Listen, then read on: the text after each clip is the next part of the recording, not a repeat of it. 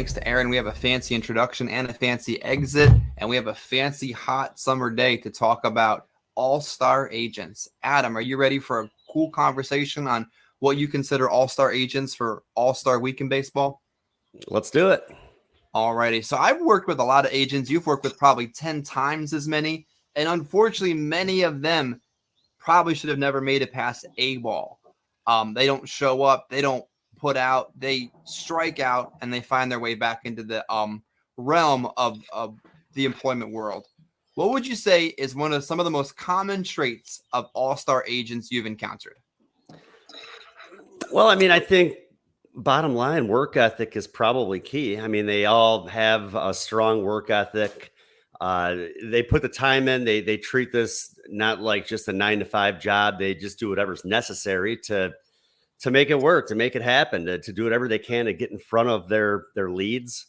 I think that's really, work ethic is probably the one common denominator, with a good agent. They're all out there working. I mean, it's bottom line. It doesn't matter if you're selling over the phone or out in the field. You're putting the time in, and you can't work. You can't treat this like a 9-to-5 and expect huge results.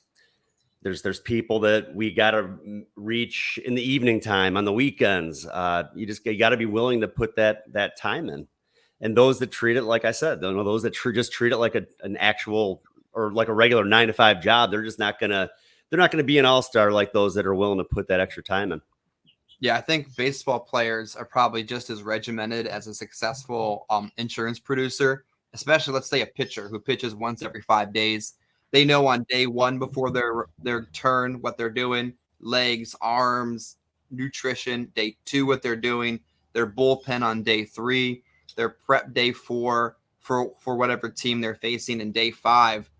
I bet you a good pitcher, an all-star pitcher, knows every hour before his start what he's going to do.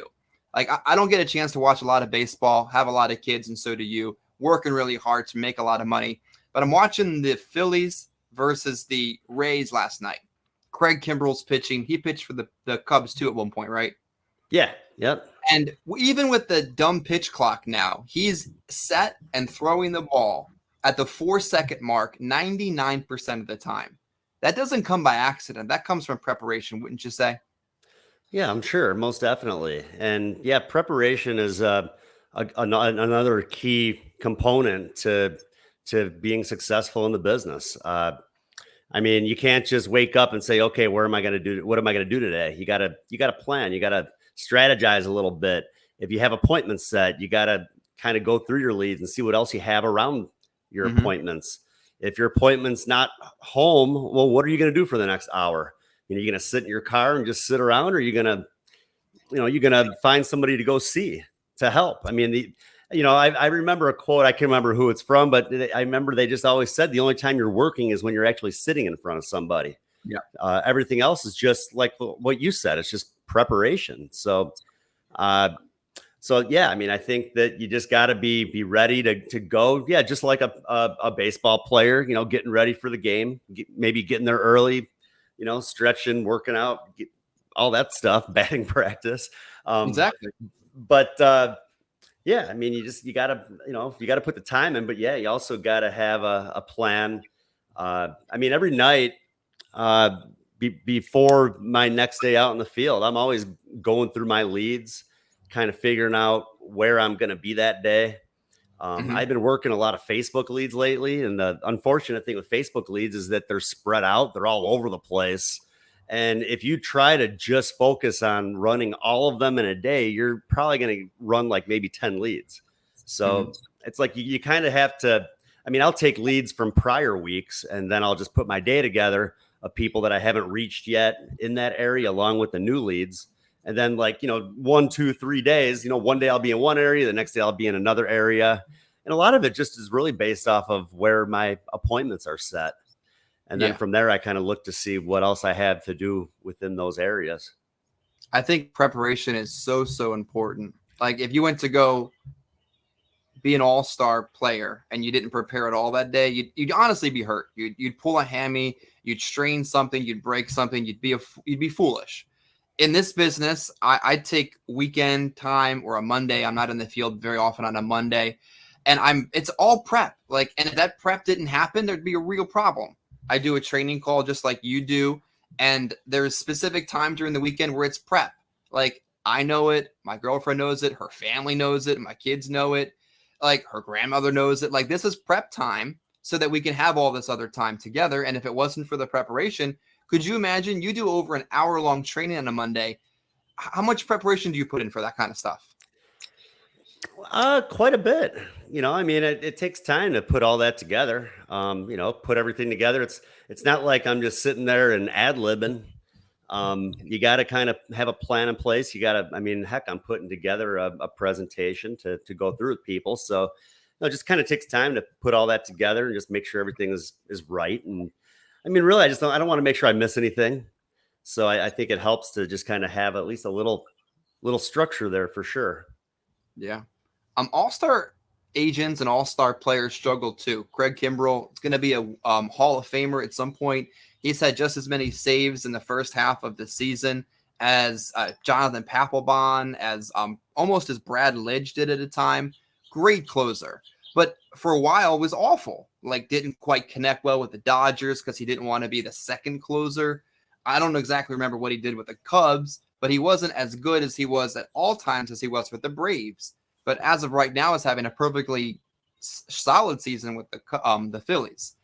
When an all-star struggles, and you've seen a lot of agents struggle, what tends to be, outside of work ethic, the common reason they're struggling? Just not being, honestly, I just think it's more not being consistent with ordering leads. I mean, it's happened to me too, and I've learned from it. You got to always have the leads ready. You always got to have a steady order going, because otherwise, yeah, it'll get to the point where you're running low on leads and you're kind of shuffling around and just trying to figure out what you're going to do that day. And like I said, and then you end up with 10 leads that are spread out all over the place, and you're just not going to be super productive. So, yeah, I think having that steady flow of leads and just always having people to see. I mean, I have an opposite problem right now. I got about 160 leads to work next week. So to me, that's a good thing. I'd rather have more than enough leads than not enough. And that'll be enough to hold me over for a while. It's almost as if 160 leads creates less stress for you than 16 leads that you already had the week before. True or false?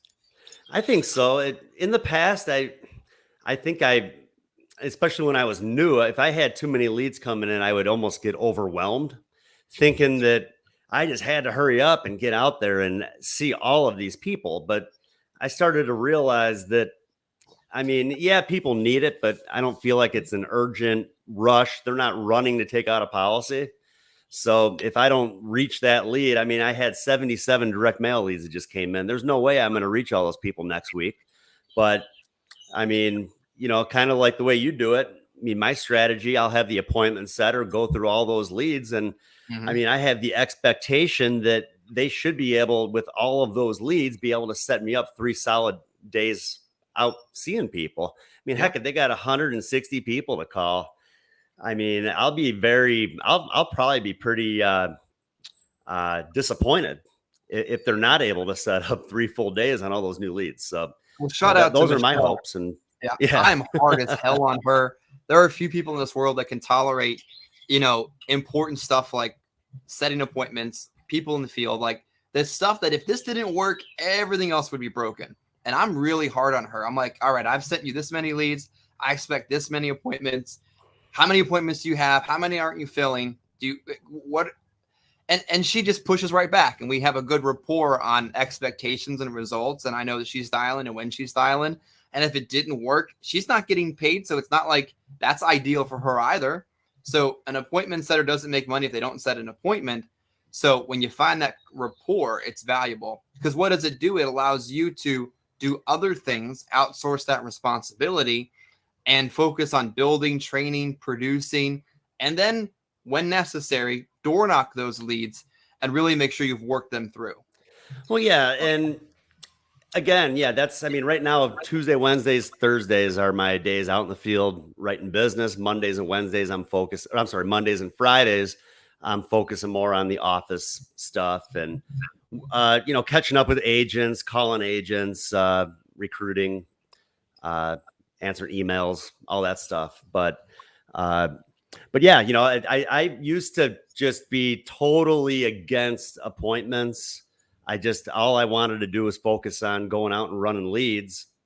And, I just kind of figured, and I mean, heck, it's worked for you, but I figured, heck, if I got all these leads and they can set up the appointments, that's going to, for one thing, it's going to get me out there earlier. Cause I Mhm. mean, I'm not going to leave my house at 8 in the morning if I don't have an appointment set, to be quite Mhm. honest. I mean, they'll set me up a 9 o'clock appointment and that gets me up and out of here. I mean, otherwise I might not leave my house until 9:30.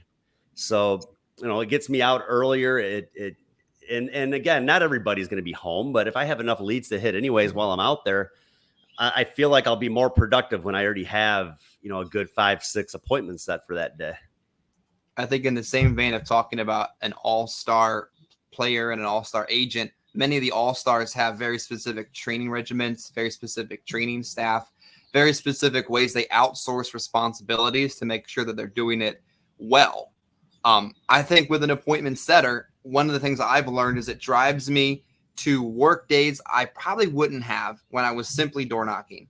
Like if I hit my 5K by Wednesday evening, I had door knocked to that 5K. I wasn't going out Thursday. But if I told my appointment setter, these are the days I'm working, those are the days they're dialing for. Those are the days they're expecting to work and expecting to make money to feed themselves. So it pushes you to do a little bit more, start a little sooner, stay out a little bit later. And you can say in full conscience, if she's dialed them, you've door knocked them, they're worked. It's time to buy more and keep that train moving. Well, another thing that's great with the appointment setter, one thing that's really helped me, I mean, I'll get to the point where I'm moving on to the new leads. I'm not working the old leads. They'll keep calling the old leads. Mm-hmm. So, I mean, they set up an appointment with me or for me last week. It was a lead that was like from December. That I Mm-hmm. mean, heck, I wasn't calling that person anymore. I wasn't door knocking that person anymore. Never. I tried and tried, and I guess back in December the lady was like in the hospital, wasn't around, and that was why I had trouble reaching her. They just kept calling. They kept calling and calling, and finally the lady answered her phone and they set up the appointment. So, they give me opportunities to make money on leads that I have already given up on. Exactly. I had a couple hours of downtime over a weekend or so in the past, and I have my leads by week or by zip code or whatever, and I took all of my West Philly leads as far back as I could find them. We're talking 2019, and I put them on a spreadsheet. Over 500 direct mail leads. Who knows how much that cost? And I gave them to her. I didn't tell her they were old, didn't tell them they were new. I'm sorry, Michelle, they were old. Most of them were. Most of them she probably already called or another setter had called, and she had been making appointments off of some of these leads. And there were so many leads, I had to come up with creative ways to sub-organize them. So when she set an appointment off of lead set J, I knew where to look in this pile of leads this big, but I was making money off of it. Like the people are the people, and if they're alive and they still have a source of income and they set an appointment, you still have an opportunity. Yep. Well, people that fill stuff out, they fill stuff out all the time. It's not like it's the first time they've ever filled out a lead card, and it's not the last time. So, I mean, Yeah. you can treat that lead like it's brand new. That appointment setter can call that lead like it just came in last week. There's a possibility that person just filled out another card. So, I mean, you treat it like a new lead, they're not going to know the difference. You don't have to treat it like it's a 2-year-old lead. You treat it like they just sent the thing in, and they're not going to know the difference. Absolutely. So before we wrap up this morning, take a second, promote your Monday trainings, promote what you're looking to do. People that might want to work with you, just take the last minute and highlight yourself before we go. Yeah, every Monday morning I do a training, several different topics, 10 a.m. Central. So what's that, 11 a.m. Eastern. And tons of different stuff. I mean, again, I've been in the business 20 years. I mean, I teach agents just the ins and outs of the business. Not just going over a presentation, but kind of just the things that we talk about too on our podcast, just the things that are going to help agents to be successful long-term in the business, things that have worked, things that haven't worked. I think this Monday, I'll be promoting it later today. It's going to be a training on how to earn at least six figures over the next 12 months. So to me, I don't feel like that's very difficult, but to maybe newer agents, they look at making 100,000 as a lot of money when they're used to the 9-to-5 job, or maybe they're only making 40, 50, 60,000 a year. So yeah, I kind of break down the numbers and kind of show people what it's going to take, how many leads you're going to have to order, how many people you're going to have to sit down with on average to make the sort of money to write the kind of business that you're going to want to write. So yeah, that's going to be this coming Monday. But yeah, it's so many different topics. Like I said, bottom line, just want to do what we can to help agents be successful, whether they're with me or with another group. Doesn't really make a difference to me. If you want to hop on the call, you're more than welcome to. And it's just there to help you. A rising tide really does raise all ships. And if you want to be successful at something, full immersion will get you there. I can guarantee you that throughout my field day, I'm listening, or in a car or something, I'm listening to stuff that's going to be beneficial to my mind, beneficial to my knowledge, beneficial to the people around me. I'm not just listening to nonsense music, not just listening to, news that isn't the news anymore. I was listening to a podcast about Guaranteed Trust Life on the way back from the gym at 6:30 in the morning. Like, immerse yourself in what you want to be good at, and you'll be good at that. Check out Adam's training. Everything I've never heard him say something that wasn't factually correct. And I've heard a lot of stuff online that's just not even worthwhile listening to. Appreciate you guys being here today. Like the video or dislike it if you don't like what you heard. YouTube cares either way. Comment below on what you want us to talk about. Subscribe to the channel and check out Adam's training Monday afternoon.